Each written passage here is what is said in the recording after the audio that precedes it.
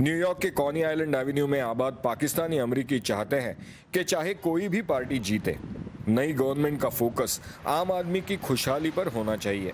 हमारे पाकिस्तान को ज़रूरत है कि कारखाने डेवलप करे, इंडस्ट्रियलाइजेशन के अलावा कुछ और इस तरह करे कि लोगों को रोज़गार का मौका मिले। बस बिजली की प्रॉब्लम है वो हल करे, खाने पीने की बहुत प्रॉब्लम है वो हल करे, पानी की बहुत किल्लत है वो हल करे। Making sure that Pakistan is progressing in a right manner, कि रोड बन रहे हैं, ब्रिजेस बन रही हैं, ताकि ट्रांसपोर्टेशन बन रही है, ताकि अगर आप लोगों के लिए सहूलतें खोल रहे हो, स्कूल्स और एजुकेशन और क्या जॉब्स के लिए। CPEC का जो प्रोग्राम चल रहा है उसको मुकम्मल होना चाहिए।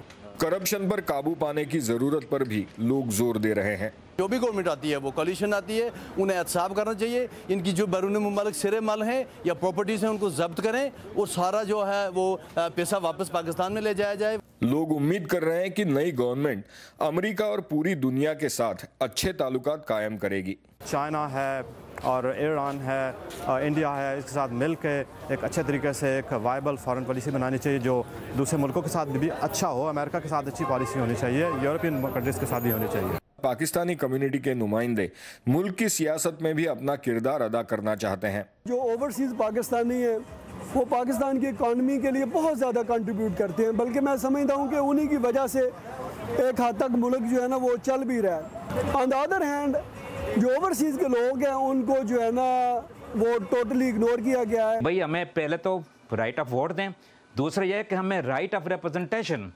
पाकिस्तान की पार्लियामेंट में, कौमी असम्बली में, सेनेट में, सूबाई असम्बलियों में। Anshuman Apte, Urdu VOA, New York.